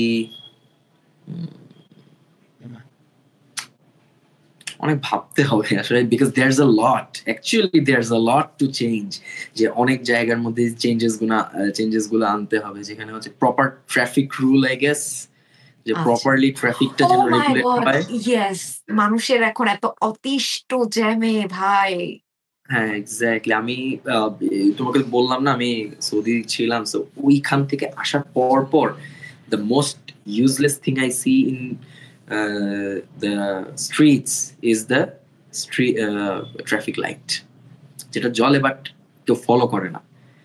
তো এই জিনিসটা আমি চাই যে চেঞ্জ আসুক। হ্যাঁ, এটা জলে, but I don't know why these are working, but এই জিনিসটা চেঞ্জ আসাটা দরকার। আমি সবসময় ফিল করছি যে এটা কেন জ্বলতেছে, এটাও জ্বলতেছে, ট্রাফিক সার্জেন্টও রাখা আছে, so what's the use? I hope কোন একদিন চেঞ্জ হবে এবং সবাই ট্রাফিক মানবে। বাইরের দেশে যেরকম হয় red means red, you can not go, এই জিনিসটা এখানে ফলো করলেই হয়ে যাচ্ছে, বাট আমাদের এখানে অ্যাকচুয়ালি একটা সময় চলে আসছে, এখানে হচ্ছে তোমার ধরো রাস্তার মধ্যে সিগন্যালে তুমি আটকে আসছো, কোনো একটা অ্যাম্বুলেন্স যাচ্ছে বা কোনো একটা ফায়ার সার্ভিসের গাড়ি যাচ্ছে, দুই পাশ দিয়ে সরে যাইতেছে যে ওদেরকে আগে যেতে দেওয়ার জন্য। এই জিনিসটা কিন্তু আমরা দেখছি একটা সময়, কখন জানো? যখন নিরাপদ সড়ক আন্দোলন হয়েছে। হ্যাঁ, ব্যাক দেন কত 2019 মনে হয়। হ্যাঁ, ওই টাইমটাতে কিন্তু এই ছেলে মেয়েরাই কিন্তু এই জিনিসটা করছে, তাহলে এটা তো করা যায়, হ্যাঁ এটা তো করা আসলেই যায়। So, কিন্তু আলটিমেটলি হচ্ছে না। কিন্তু কারণ কি, আমি একটা জিনিস যেটা রিসেন্টলিও খেয়াল করছি, সে যখন স্টুডেন্টসরা রাস্তায় ট্রাফিক কন্ট্রোল করতেছে, বাকিরা কিন্তু ফলো করতেছে স্টুডেন্টস। একই জিনিস যখন আবার হচ্ছে সার্জেন্টসরা আসতেছে, আমি জানি না এটা মানে কেন করতেছে এটা ওরা। ম্যাক্সিমাম টাইমে হচ্ছে সার্জেন্টদেরকে মানে হচ্ছে এরা একটা গায়ে শুয়ে গেছে যে হ্যাঁ সার্জেন্ট আছে, ক্রস করে চলে গেল। বিশেষ করে রিক্সা গুলা। আবার এখানে অনেক, আসলে এখানে অনেক কথা আছে এই জায়গায়, যদি কিন্তু বলা শুরু এইটা হয় এটা চেঞ্জ দরকার ভাই, এটা চেঞ্জ দরকার। Yes. আমার জীবনের যদি মানে আমার জীবনের হুম। ৪টা বা ৫টা ঘন্টা যদি আমার প্রতিদিন অফিসে যাওয়া আসার মধ্যে চলে যায়, মানে ঢাকা শহরে এরকম চাকরি করে কত পার্সেন্ট লোক আছে বা কতজন লোক আছে এটা হিসাব করলে পাওয়া যায়। ওদের জীবন থেকে মিনিমাম হচ্ছে যে ৪ ঘন্টাই চলে যাচ্ছে প্রতিদিন অফিসে যাতায়াতের জন্য। Exact, not only office working people, তুমি চিন্তা করো স্টুডেন্ট, এরকম অনেকে হ্যাঁ, আছে, হ্যাঁ স্টুডেন্টস যারা একটু সে অনেক স্টুডেন্টস বাধ্য হয়ে একটু দূরে থাকতে হচ্ছে, হ্যাঁ হুম, তাদের মেবি ফ্যামিলির, তাদের দূরে থাকতেছে, স্কুল হোক কলেজ হোক, ঘন্টার পর ঘন্টা বসে থাকা, মানে এই জিনিসটা বাংলাদেশের মানুষের অর্ধেক টাইম রাস্তায় কাটে অ্যাকচুয়ালি। যে প্রোডাক্টিভ আর হবে হ্যাঁ, কখন, প্রোডাক্টিভিটি সেটাই। কখন দেখাবে? তাই না? একটা বাচ্চা স্কুলে যাচ্ছে, যাওয়া আসা, তাতেই তার যে পরিমাণ ক্যালোরি বার্ন হয়ে গেছে, ও এরপরে আর কোন সময়টা বাসায় যে পড়বে, বাকি কোন সময়টা হচ্ছে একটু এক্সট্রা কারিকুলার অ্যাক্টিভিটিসে দিবে বা কিভাবে কি করবে, তাই না? এই জিনিসগুলো যখন চেঞ্জেস আসবে আর একটু ইনফ্রাস্ট্রাকচারালি, যখন এই পজিটিভ চেঞ্জেস গুলো আসা শুরু হয়ে যাবে, আই গেস এই জিনিসটা আরো মেনটেন করা যাবে। হ্যাঁ, আই হোপ। তোমার হচ্ছে যে এত ঘন্টা ধরে রাস্তায় থাকলে বাইরের মানে বাইরে থাকলে তোমার অটোই তো মেজাজ খারাপ হয়ে যায়। আমি শিল্প চর্চা করব কি কোথায়? আমি পরিবারকে টাইম দিব কোথায়? আমি বউকে নিয়ে একটু ঘুরতে যাব কোথায়? আমি একটু প্রেমিকাকে নিয়ে কফি খেতে যাব কোথায়? মানে এইসব তো হয়ে ওঠে না ভাই। না, না, এবং এই জিনিসটা এখানে হচ্ছে যেখানে বউ প্রেমিকা নিয়ে হয়তো অনেকে ম্যাক্সিমাম টাইমে ঘোরা প্রিফারই করে এইজন্য রাতের বেলায়। হ্যাঁ, বিকজ ওই টাইমে এটলিস্ট ট্রাফিকটা তো নাই। আমি কোথাও যেতে চাইলে সেই তুমি চা খেতে যাবা, কোথাও বা যাবা, এখানে যাবা সেখানে যাবা, তখন এই রাত্রেবেলা একটু ফাঁকা রাস্তা পাওয়া যায়। এর আগে 10টা পর্যন্ত এমন জ্যাম লেগে থাকে, 8টা 9টা 10টা, সো ইটস হেক্টিক ট্রাভেল হ্যাঁ করা। মানে বাট আমি নিজে এই জন্য সাইক্লিং করি মাঝে মধ্যে, আমারও মাঝে মধ্যে মনে ও হয় রাস্তা আটকে যাচ্ছে, বাট আই প্রিফার সাইক্লিং। কিন্তু আর কয়দিন, এরপরে হয়তো ইন ফিউচার যখন ফ্যামিলিজ হবে তখন তো I have to choose another mode of transport. তখন না, যে আমি এখনই ভয় পাইতেছি যে ওই টাইমে আমি কিভাবে যাবো, ওই টাইমে কিভাবে যাওয়া আসা করবো, ট্রাফিক থিং বাকি যারা ফেস করতেছে, ইট শুড বি সলভড সুনার। হ্যাঁ, এটা এটা সত্যি কথা। এই ট্রাফিকের কারণে আমি বাংলাদেশে থাকাকালীন আমি বাসার বাইরে যেতাম না। আমি যখন হচ্ছে কোনো বন্ধু বা হচ্ছে যে কোনো মানে ভাই ব্রাদারের বাসায় যেতাম, আমি গভীর রাতে যাইতাম। যে যাদের বাসায় গেট খোলা থাকে হ্যাঁ, হ্যাঁ, যে যেন এই যে রাতের এই টাইমটাতে ট্রাভেল করলে তাড়াতাড়িও যেতে পারছো, আর কোনো সমস্যা নেই, আর সারাদিনের ওই হ্যাকটিক জার্নিটা আর ফেস করা লাগতেছে না। এটা হ্যাঁ, ডুড ম্যাক্সিমাম গুলশান টাইম থেকে না সরি নিকেতন থেকে তোমার ধরো নিকেতন থেকে আমার মিরপুর আমার বাসা পর্যন্ত আসতে আমার ১৫ মিনিটে আমি চলে আসতে পারতেছি। নরমাল দিনে গেলে ভাই আমি ৩ ঘন্টায়ও পৌঁছাই না।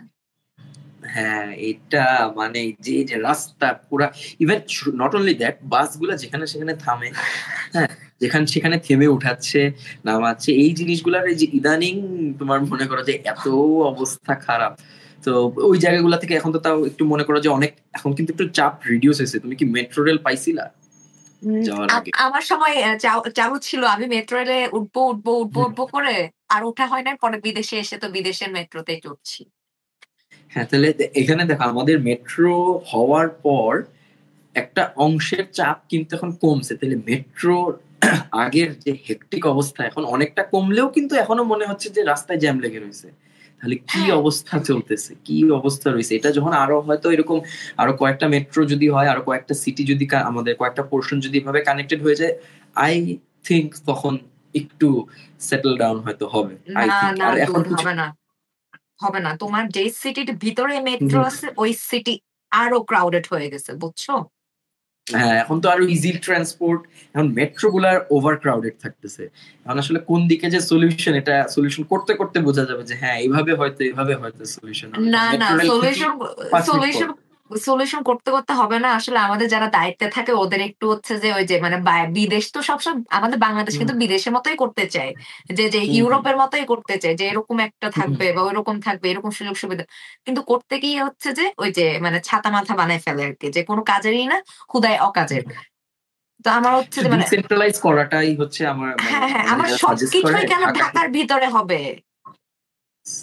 Yes, এই জিনিসটাই এখন সাজেশন আসতেছে, লেটস সি এখন নেক্সট তারা কি করে, কি স্টেপ নেয়, বিকজ সবকিছু ঢাকায় হওয়াতে ঢাকার উপর অনেক প্রেশার, ঢাকার উপরেই অনেক প্রেশার, সবকিছু ঢাকায় হওয়াতে। সো এই জিনিসটা যখন একটু ডিসেন্ট্রালাইজড হবে তখন হয়তো হয়তো তখন একটু আর একটু আলোর মুখ দেখা যাবে এখন। হ্যাঁ তারপরে সেদিন দেখলাম যে সেদিন মানে ফেসবুকে ঘোরাঘুরি করতেছে একটা নিউজ যে তোমার কি জানি বলো ওই যে ঢাকায় তোমার প্রতিদিন নিঃশ্বাস নেওয়া মানে হচ্ছে তোমার 23টি সিগারেট খাওয়ার সমান। ও, এইটার ব্যাপারে তো আস্ক করো না। মানে এতটা মানে এতটা পলিউটেড, সরি পপুলেটেড তো আছেই, এতটা হ্যাঁ পলিউটেড অবস্থা এখন ঢাকার।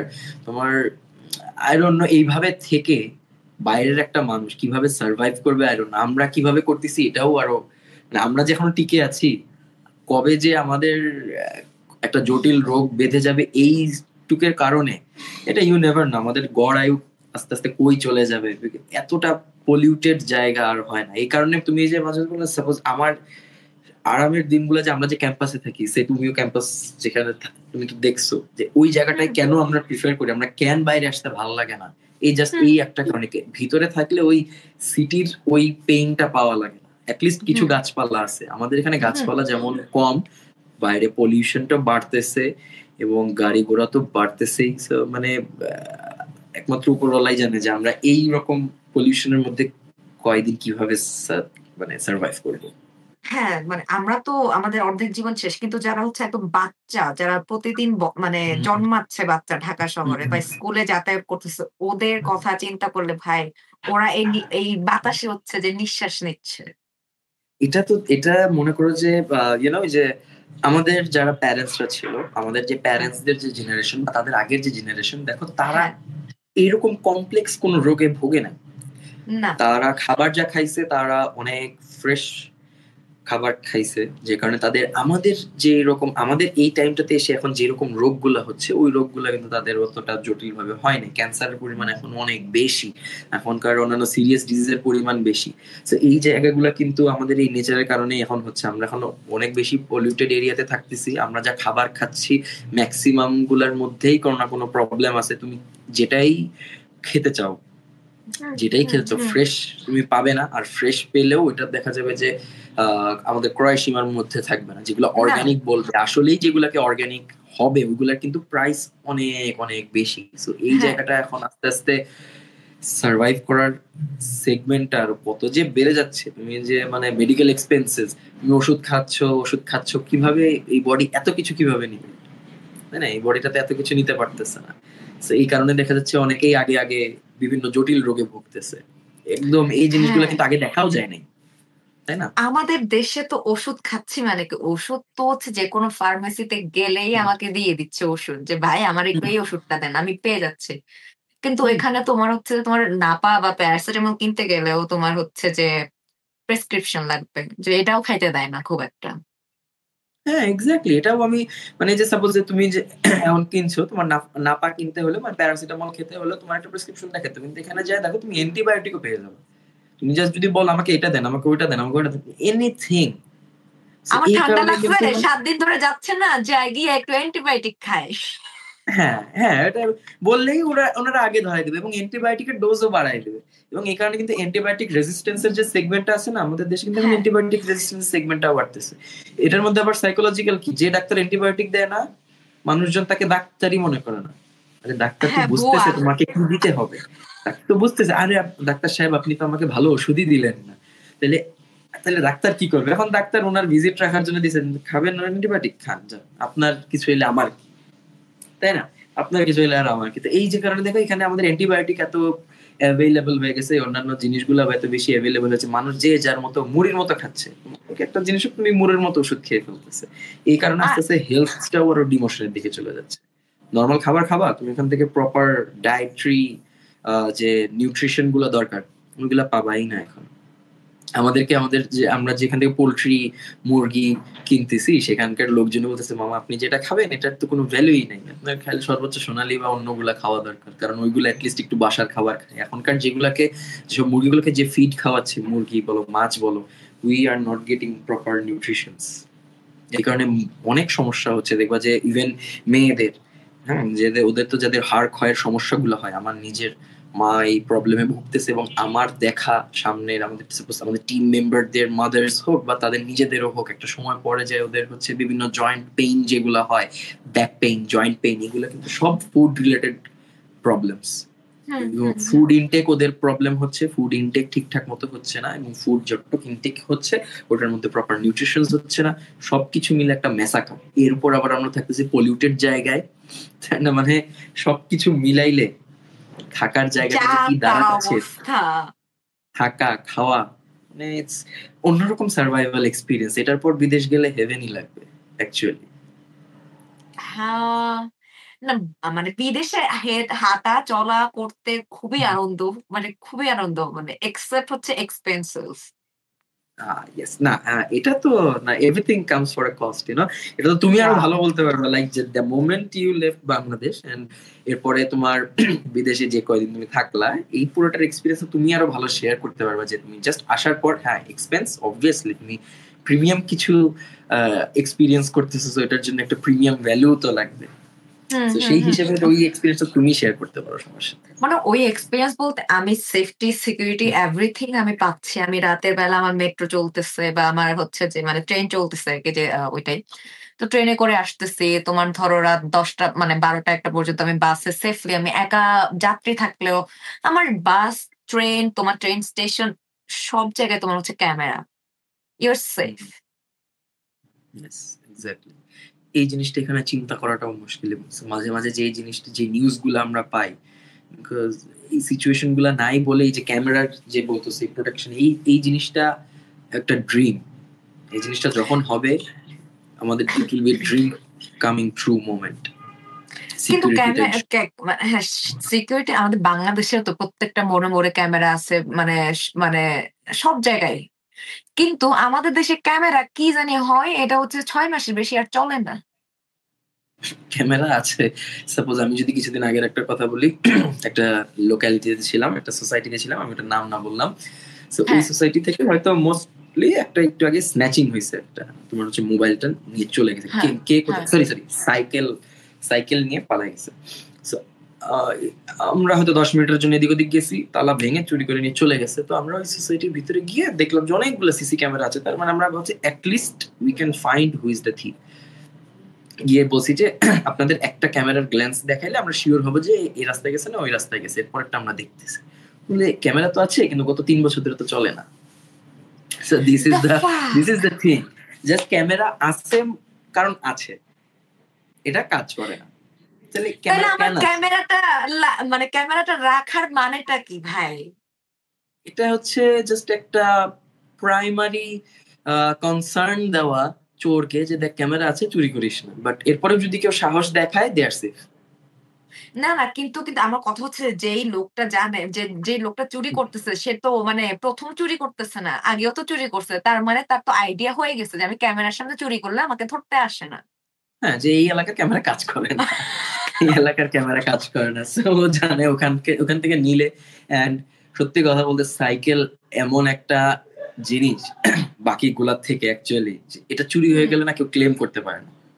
না। এটা সবচেয়ে কষ্টের জায়গা আমাদের। সে আমার সামনেই দেখা আমার ফ্রেন্ড হোক বা আমার জুনিয়র হোক, অনেকেরই সাইকেল চুরি হওয়ার পর না, মানে কেউ এটা নিয়ে কিভাবে করবে? একটা সাপোজ একটা বাইক, ওই বাইকের একটা নাম্বার প্লেট আছে বা বাইকের একটা কিছু ইঞ্জিন টিঞ্জিন, যে সামহাউ করতে পারবো। তোমার একটা মোবাইল ফোন, ওটার আইএমইআই নাম্বার আছে, ল্যাপটপ কিছু একটা তুমি বলতে পারো, বাট তুমি সাইকেল ক্লেম করতে পারবে না। সো আচ্ছা, দ্যাটস দ্য মোর। সাইকেলে কি ট্র্যাকার লাগাই রাখা যায় না? এখন মোস্ট অফ দ্য টাইমস কেউ রাখে না। এটা আর এটা হচ্ছে ওটা করা একটা উচিত। ক্লেম। হ্যাঁ, এটা করা উচিত। বাট আমাদের এখানে হ্যাঁ। সাইকেল হারায় যাওয়া খুবই কমন, খুবই কমন। আমাদের ডিপার্টমেন্টের নিচে থেকে ভেরি অফেন, মানে ভেরি অফেন চুরি হয়ে গেছে বা অন্যান্য জায়গা থেকে চলে গেছে। এরকম মানে চোর ধরা যায় না। একবার আসলে সে তো আর ১-২ মাস আসে না। তো মাঝে মাঝে হ্যাঁ। যাদেরকে ধরে ফেলে, মাঝে মাঝে যখন ধরে ফেলে তখন তো পুলিশে দিয়ে দেওয়াই হয়। বাট ম্যাক্সিমাম টাইমে সাইকেল চুরির জিনিসগুলা মানে আসলে খুবই হার্ট ব্রেকিং হয়, কারণ আমি জানি এটা ফেরত পাচ্ছি না। একদম জানা জিনিস। হুম, হুম, হুম। আর আরেকটা তোমাদের ব্যাপার ওখানে কি আমাদের এরকম ফেস করা হয়েছে নাকি? কি চুরি? না, আমার দরজার সামনে কিছু রাখলেও চুরি হয় না। ও ম্যান, এই জিনিসটা আমি লাস্ট যখন অ্যাব্রোড ছিলাম তখন এগুলো ফেস, মানে এই টাইপের ছিলাম। এখন এসে এত পরিমাণে এই জিনিসগুলো আশেপাশে দেখা হচ্ছে। Hope everything gets well soon. হ্যাঁ, তোমার হচ্ছে তোমার বাইরে তোমার ব্যাকইয়ার্ডে বা তোমার ফ্রন্ট ইয়ার্ডে কোনো কিছু রাখলে কেউ কোনো কিছু নিচ্ছে না, কেউ কোনো কিছু হাতে হাত দিচ্ছে না। আমাদের দেশের লোকজনের ঝামেলা কি হচ্ছে তাদের না অনেক সময়, বুঝছো? তো অনেক সময় থেকে হ্যাঁ, হচ্ছে যে যে যার মতো যা ইচ্ছা করে। এখানে কেউ সারাদিন বাসায় থাকতে পারে না। কাজের মানে এই প্রেশারে। অ্যাকচুয়ালি এই জিনিসটা যে সাপোজ এই যে মানে এই জিনিসটাকে কই রিলেট করা যায়, সাপোজ আমাদের দেশের মানুষ এত সময় নিজেরটা বাদ দিয়ে অন্যজন কি করতেছে এটা নিয়ে কথা বলার সময়ও তাদের অনেক বেশি।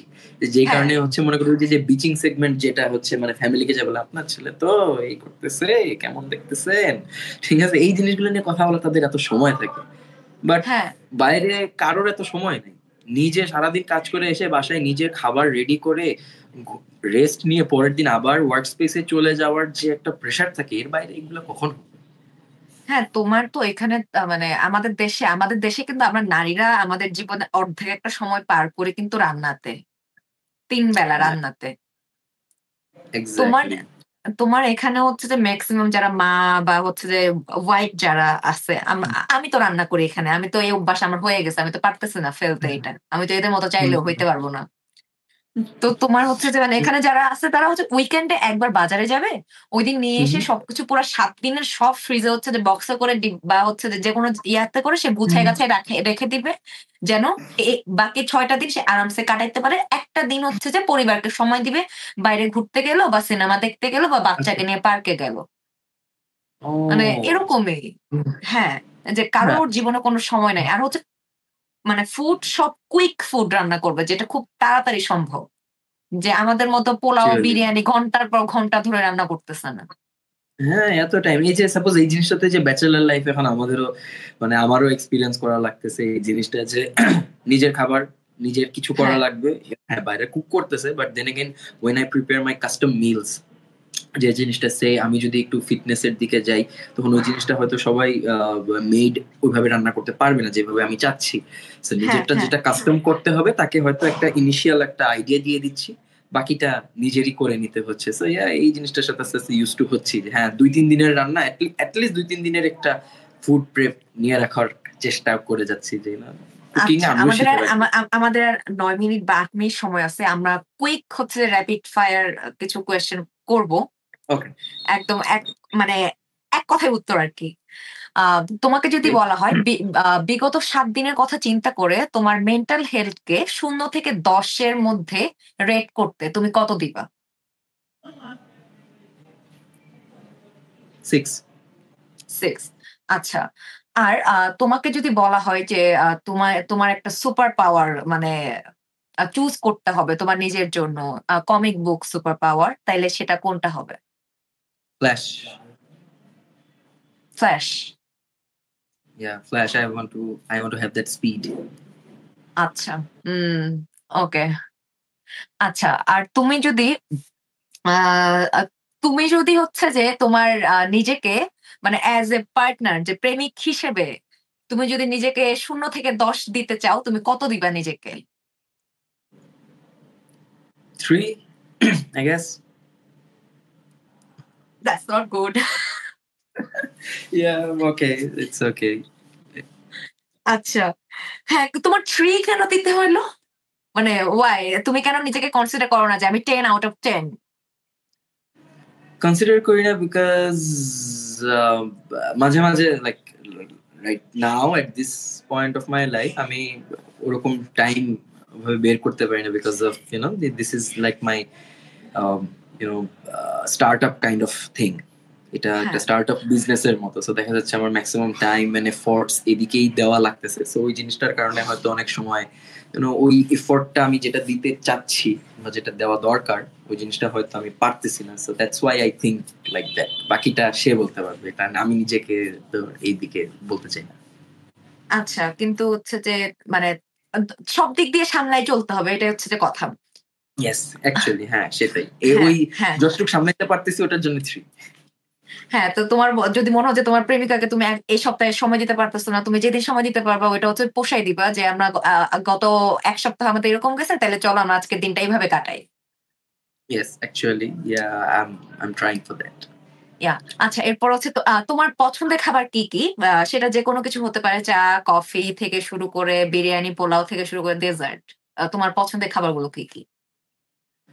আমার পছন্দের খাবারের মধ্যে মিট থাকবে, chicken, beef or any meats, yeah, because ফিটনেসের দিকে যেহেতু আমি ট্রাই করি মাঝে মধ্যে থাকার, সো এইগুলো হচ্ছে আমার ফেভারিট মিল। এটার যে কোনো ডিশ হোক, লাইক চিকেন অর বিফ, আচ্ছা, এটার যে কোনো ডিশ হোক বা খাসির মাংস, এনে মাটন, যাই হোক, I love this kind of foods related to আচ্ছা, ইট। আর আচ্ছা, এর আচ্ছা, বাইরে coffee is like my regular meal, regular. আচ্ছা, আচ্ছা। আর সুইট আ আমি অনেক পছন্দ করি। অ্যাকচুয়ালি কি আমার খাবার নিয়ে তেমন কোনো না। আমি সবকিছুই কম বেশি খাওয়া-দাওয়া করি। আমাকে খাবার নিয়ে কখনো এরকম কিছু ফিল করা হয় নাই। আমি সবই কম বেশি খাওয়া-দাওয়া করি রেগুলার। আর শাক-সবজি, মাছ, milk coffee or black coffee? both, everything. See, both. মানে আমি সবকিছুই ট্রাই করি। যখন যেটা এভেইলেবল, এটা নাই এখন এটা আছে, আচ্ছা, আচ্ছা, ওকে, অসুবিধা নেই। I will go for that. But সবচেয়ে ফেভারিট এর মধ্যে যদি বলো, এটা হচ্ছে যখন I'm on a DG situation, আমার হচ্ছে এখন এনার্জেটিক লাগবে, ব্লাক কফি। যখন একটু রিল্যাক্সে আছি, কফি উইথ মিল্ক। আচ্ছা, আচ্ছা, আচ্ছা, ওকে। আর হচ্ছে যে তোমার ফেভারিট কুক কে? তোমার মা বাদে। সেটা যে কেউ হতে পারে, তুমি নিজেও হতে পারো। আমার ফেভারিট কুক হ্যাঁ, মাই যার রান্না পার্টনার। তোমার আবার আবার আচ্ছা, তোমার পার্টনার কি অনেক ভালো রান্না করে? বেস্ট অনেক। বেস্ট মিল কোনটা? বেস্ট মিল কোনটা? সে চিকেন এর কিছু আইটেম অনেক ভালো রান্না করে, you know. আচ্ছা, So- আচ্ছা। হ্যাঁ, তোমার হচ্ছে যে তোমার তো সৌদি আরব থাকা হইছে, তোমার ফরিদপুর থাকা হইছে, তোমার ঢাকায়ও থাকা হচ্ছে। তো তোমার হচ্ছে যে এই ৩ জায়গা মিলে ধরো যদি কোনো পছন্দের রেস্টুরেন্ট বা ক্যাফে বা হচ্ছে যে হোটেল বা হচ্ছে টং দোকান থাকে, তাহলে তুমি হুম। বলতে পারো যে তুমি এগুলো আমার খুব পছন্দ। আমার ফেভারিট রেস্টুরেন্ট যদি আমি সৌদি আরবে আমি এখনো মিস করি, এটা হচ্ছে আলতাজাজ, আল বাইক। এই রেস্টুরেন্ট গুলা খুবই মানে ওখানকার তোমার পপুলার। সো ওই হ্যাঁ, খাবারগুলো আমি খাইতাম frequently, once in a week বা হুম, টুয়াইস আ মান্থ, এরকম আমার হুম। ফ্যামিলি নিয়ে আমার যাওয়া হইতো। এর বাইরে হারফি, বাংলাদেশে আসার পর আমার হারফিতে খাওয়া হয়েছে। বাংলাদেশে হারফি তো জঘন্য। বাংলাদেশের হারফিও খাইছি আমি, বাট সৌদিতে থাকতে যে ফ্লেভারটা মানে দ্য হারফি হিয়ার আমাকে সৌদির ওই টেস্টটা অনেকাংশে দিছে, যে কারণে মানে বাংলাদেশে আসার পর অনেকদিনই আমি কিছু পাই নাই। সেই হারফি ওয়াজ দ্য থিং যেটা আমাকে, যা ঠিক আছে, ওটার কাছাকাছি কিছু আমি একটাতে আচ্ছা, গেছি। আচ্ছা, আচ্ছা, বাংলাদেশের কোনো ফরেন ফুড চেইনই না বাইরেরটার মতো টেস্ট দেয় না। এটা মানে আমি আরো অনেকগুলা জায়গায় গেছি, বিকজ বাংলাদেশের মানুষের ওই ফ্লেভারের সাথে মিলাইতে গিয়ে ওরা অনেকটা কম্প্রোমাইজ করে। সো এই কারণে আসলে বলা যায় অনেক অনেক জায়গায় আমি খাইছি, আমি বেশ কটা জায়গায় দেখছি যে ওরা অ্যাকচুয়ালি আর আগের মতো টেস্ট করেন, এবং ওরাও বলছে যে ভাই বাংলাদেশের মানুষের জন্য ওটা চাচ্ছে না, এই কারণে ওরা আচ্ছা, অনেকটা কম। আচ্ছা, আচ্ছা। আর আল বাইকের হচ্ছে যে ফেভারিট কি ছিল? ও, চিকেন ব্রোস্টেড, আচ্ছা, ওকে। আর চিকেন ফ্রাইজ এন্ড আচ্ছা। ফ্রেঞ্চ তোমার ফ্রাইজ। তো চিকেন থেকে তুমি বের হইতেই পারতেছ না। বিকজ আমি আমি আমার ৯ বছর সৌদি আরবে সবচেয়ে বেশি যেটা খাইছি ওটা হচ্ছে চিকেন ফ্রাই, ওটাকে ওখানে চিকেন ব্রোস্টেড বলতেছে, আর হচ্ছে খ্যাপসা, এই জিনিসগুলো আমি মানে এটা আচ্ছা, আমার একদম মনের একটা সফট কর্নার এই জায়গাগুলো। আচ্ছা, আচ্ছা। আর কি জানি বলে? আচ্ছা। আর ঢাকায়? ঢাকায় ঢাকায় আমি নাজিরা বাজারে খাইছি। আমার এই আচ্ছা। জায়গাগুলো আমার সবসময় ফেভারিট এর মধ্যে থাকে। আর এর বাইরে আরো অনেক জায়গায় খাওয়া হয়েছে। টং নাজিরা দোকান বলতে বাজারের টং। নাজিরা বাজারের হচ্ছে যেকোনো একটা হচ্ছে মানে দোকানের নাম সাজেস্ট করো যে এই দোকানে এই জিনিসটা খুব ভালো। উম, খুব ভালো বলতে what I prefer আমি এটা বলবো, কারণ খুব ভালো বললে একেকজনের টাং একেক রকম। আমি হচ্ছে হুম, বিসমিল্লাতে হচ্ছে গরুর একটা চাপ আছে, ওটা খাই। হুম। আচ্ছা। গরুর বটি কাবাব, ওটা খাই। হ্যাঁ, So, ওটা আমার কাছে ভালো লাগে, ওটা আমার কাছে পার্সোনাল ফেভারিট। আর এর বাইরে আচ্ছা। পাশে ওই ওখানে আরো কয়েকটা হচ্ছে চিকেন মালাই কারি বা কাবাব, হ্যাঁ, এরকম কিছু একটা, আমার এক্সাক্ট নামটা মনে নাই। এই কাবাব আইটেম গুলো আমার খুব ভালো লাগে, চিকেনের কাবাব যত আইটেম আছে ওখানকার, আচ্ছা। ওয়াও! এইগুলো আমি খাই। এগুলা এর বাইরে যদি সুইট বলো, ফালুদা আছে, এই যে আর অনেক কিছুই আছে যেগুলো মানুষজন এখন জানে, এগুলো হ্যাঁ, এগুলা খাওয়া আচ্ছা। হয় ম্যাক্স। ওকে। বাহ! আর আমাদের নবনূরে এসে কেমন লাগলো? অনেক ভালো লাগছে। অনেকদিন পর আমি আসলে একটু আড্ডা দিচ্ছি, like for the past 1 hours মনে হচ্ছে একটা আড্ডা দিচ্ছি, ইন্টারন্যাশনাল আড্ডা দিচ্ছি, নেট হ্যাঁ কানেকশনে কোনো ডিস্টার্ব করছে না আজকে। So, এবং ইয়েস তোমার সাথে ফ্রন্ট 1 ঘন্টার কথা হচ্ছে আমার। So yeah, it feels good and thank you so much for inviting me here and thanks for having me. হ্যাঁ অবশ্যই আমারও খুব ভালো লাগলো যে তোমার সাথে সামনাসামনি আমরা মনে হচ্ছে যে আড্ডা দিচ্ছি একসাথে। আর আর কি বলবো যে থ্যাংক ইউ যে আসার জন্য, যে আমি তো যখন তোমাকে বলছিলাম আমরা তোমার ব্যস্ততার কারণে ডেট পিছানো লাগছে, কিন্তু ইউ আর প্রফেশনাল ম্যান, যে তুমি আগে বলছো আমরা কি ডেটটা একটু পিছিয়ে দিতে পারবো, দ্যাটস গ্রেট। যে আর তোমাদের রেনেসাস অনেক ভালো মানে কাজ করুক, সেটাই চাই, অনেক দূর এগিয়ে যাক আর তোমরা কাজ করো। এন্ড শুভরাত্রি, bye bye, thank you. Thank you. Bye bye. By.